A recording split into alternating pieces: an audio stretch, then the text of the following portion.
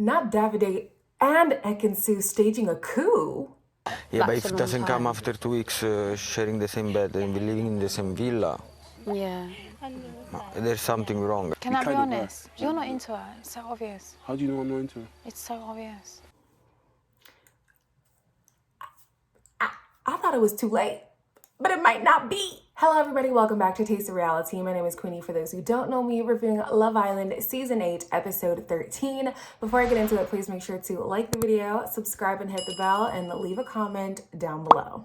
We are starting off with where they left us off on Friday. Honestly, I felt like a better cliffhanger would have been them showing who Danica picked, and then we're all like, oh, hell, what is the outcome going to be? But it's okay, it is what it is. We do see Danica choose Luca.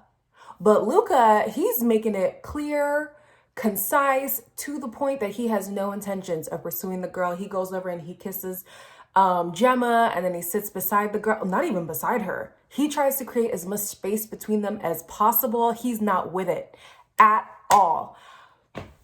I don't want to believe that Luca really likes her. I think he likes her, but I don't. He's kind of convincing me, I can't lie.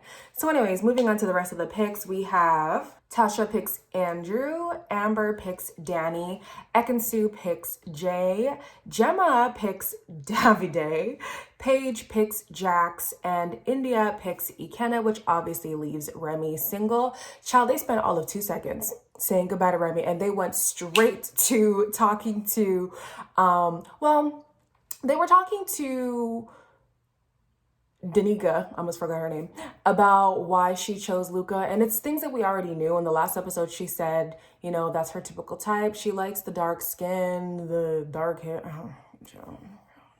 But anyways, Luca is having a conversation with Gemma, and basically they're like, oh, we plan on keeping this boat rolling. Like there's nothing stopping this ship. No, I don't want to get to know her, and my eyes are only for you at the minute. You make me feel like a young kid who hasn't experienced anything before. Obviously, both don't roll. And I have to make that clarification because some of you guys latch onto every single word that I say. Mercy. So let me clear that up right now. Anyways, Danica, picks herself up and she's like, it's okay. If Luca don't want me, that's fine. Let me go talk to Davide.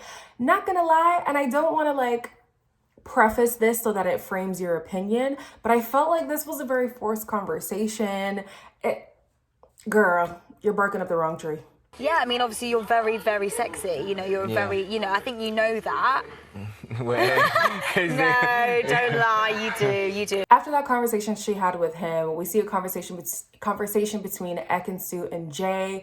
And honestly, even that conversation, I'm like, I don't know if I just got so used to seeing Ekin-Su and Davide together that now seeing them apart, I'm like, it doesn't really make sense unless they're with each other.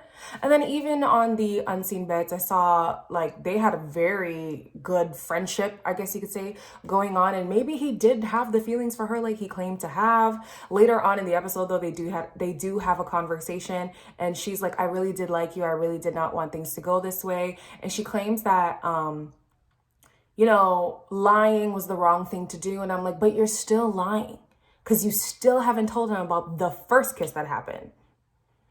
I don't know when she plans on sharing that information, but it hasn't come out yet. He says he absolutely has no feelings for her. It's dead. It's done. It's gone. Some feelings you cannot pretend from people. Do you still care about me? No. You don't? No. At all? At all. Wow. There's a moment in this conversation where Ekin-Su asks Davide if she thinks Jay really does like her. And I'm like, can you stop? Can you stop doing this? Because there's 2 reasons why I feel like that's 4. There's 2 reasons why I feel like you shouldn't do that. One, it sounds like you're beg. It sounds like you're desperate. It sounds like you're looking for does he like me? Does he really like me? Would you do that to me? Would you not do that? Like, it's too much, especially for a woman of your age. Have that self-confidence, like that confidence that you came in being that girl, be that girl still. Like, stop questioning things unless he's giving you something to question, right? And then on top of that, I feel like she's giving Jay almost like the blueprint of how he should be in order to keep her attention. But is that sustainable? You know, is he just going to do whatever he needs to do to keep her on the side until he has what he really wants and just drop her like a hot potato? Like, she's giving him the damn blueprint And of course he's gonna use it. Girl, you've been in this game for a minute. You should know better. So anyways, the next morning, Danica, y'all just bear with me, please, takes it upon herself to explain why she did what she did with Gemma. Gemma's the queen of being unbothered. Like she'll be bothered, but she's never gonna show you. I'm not pissed off at you. It's just the situation is a little bit annoying. And I do understand I'd be the same. Yeah. I'm starting to like Gemma, and I feel like as long as she's in a situation where she doesn't like do the snide comments, doesn't do the faces and whatever, and we don't get overstimulated with Gemma, I can like her. Like even in this episode, yes, it was a lot of Gemma, but it wasn't like Gemma Island like it was in the first week. So I'm like, okay, I'm coming around to her. I'm reluctantly coming around to Luca.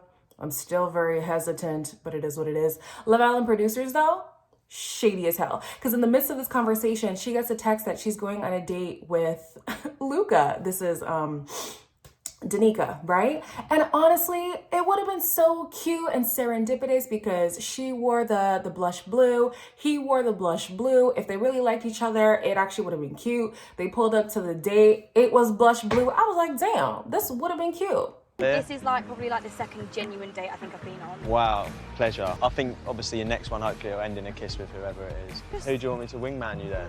That's the least I could do, isn't it? Jax I find really attractive. My twin, yeah. Well, yeah. Luca offers up to be a wingman for her because the romantic interest, it's just not there. I don't even know if he doesn't see her that way, but he's just so dead set on Gemma that like it's a done deal. Oh, if they are a Casa Amor casualty. And I would need it to be Gemma. It's giving me season 5. It's giving me season 5 vibes. That would be insane. But anyways, we're not there yet. So let's focus right now. Gemma, she's like kind of asking like, hey, how did the date go? Like, just let me know. And he's like, yeah, no, I have no intentions of pursuing that. We're good here. He did offer himself up as a wingman for, that's what I was saying. I completely lost my train of thought. He offered himself as a wingman for Danica, and her eye is on Jax. And I'm like, baby girl, you just like all of Gemma's men. Big yikes. But anyways, she likes his whole aesthetic, and Luca and Jax are basically the same guy in different fonts. And Jax is kind of caught off guard a little bit, not too much, but a little bit. I just want to look at you and just think, oh, sexy bastard. Yeah, you think that about me, do you? Like, if my head's straight now, it's probably a bit like that. Yeah, but it's not fully turning. Yeah, not yet. We haven't seen too much of them fleshed out. We see like they talk at night and we see them talk in the corner, or like loved up in the kitchen or loved up on the couch, but we don't actually see too much of their conversation. I'm sure they do like each other, but this is a like proper example of early days. I think if he was to find a stronger connection with Danica, nobody would really be that mad at him because it truly is a fresh thing with Paige. Yeah, I don't know. I think that would be interesting. I feel like I want Danica to go elsewhere just because it's like, I don't know, like start with something fresh. Let them explore that thing. We don't want to see Paige in a situation where she's at risk again. I love Paige. She's one of my favorites. So I'm just like, girl, back up. Okay, go somewhere else. Maybe with the Ikenna, because that seems to be a little brewing thing on the side. Danica's not really doing what I thought she would do. Now, at the end of the episode, okay, this is some foreshadowing. Okay, they're giving us the tea without giving us the tea, Love Island. So, Dami's having a conversation with Jay, and Jay is like, do you see a vibe between you and India? And of course he's like, yeah. What about you two? Yeah, I would definitely do that. I fucking knew it. I fucking knew it. So why don't you make a move on India then? I don't mind. I'm taking, like, don't worry, like, you know. Bro, you can see it. You both have chemistry, man. So here's the thing.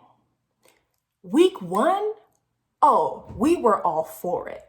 But now the fact that him and Ikenna are boys, I think that's what would make this a very sticky situation. He does obviously like India. Ikenna also obviously likes India. But India and Ikenna themselves, like they've kind of been like fumbling through this relationship and like they've made it work, But would it work on the outside? I highly doubt it, right? And so other people are starting to pinpoint the cracks in their relationship, and Danika's one of them. And she goes and she talks to Ikenna, and she's like, well, you know, what's the vibe going on between us? Anyone would be lucky to have me. Oh. Yeah, Is well, that so? people need to get to know me. I'm not just a pretty face. Yeah. But there wasn't necessarily a vibe instantly, romantically, but that doesn't mean it couldn't like evolve to that. So my theory is that if Ikenna was no longer in the equation, things would be perfect, because Ikenna can go be with Danica or be sent home. Obviously, I feel like as long as he wasn't attached to India anymore, it'd be no problem. Then you would have Dami crack on with India, because India does also have a mutual interest in him. And then Amber, whether she's in the house or not, honestly, we don't care. We don't care. I don't even think she would care that much, to be honest. She is, however, catching the vibe that things are shifting in the house, and she's like, why are people being serious? What's going on? Have I stopped the conversation or something? No. Cuties. Feeling good. You don't sound alright. What's No, up? I'm fine. What's wrong with you? What's up? Nothing. Are you sure? Yeah, I'm good. Girl, everybody's noticing that y'all ain't supposed to be together. And maybe if you put in more of an effort, we would be rooting for y'all. But right now, we have nothing to root for. So we want Dami to find somebody else. Yes, he does eat burgers. I'm starting to sound like Davide. That was a moment with Dami. I was like, babes, I know you don't know that you're on camera, but there's some things that you take to the grave, okay? Just let's not talk about that. However, I'm rooting for Dami. I want him to try things on with India. I want Ikenna to be removed from the situation, not because I don't like him, but I don't want him to get hurt by the situation. And Amber, we could care less. That's it. That's all. That's final. Thank you guys for watching the video. Please make sure to like it, subscribe, and hit the bell. Leave a comment down below, and I'll see you guys in the next one.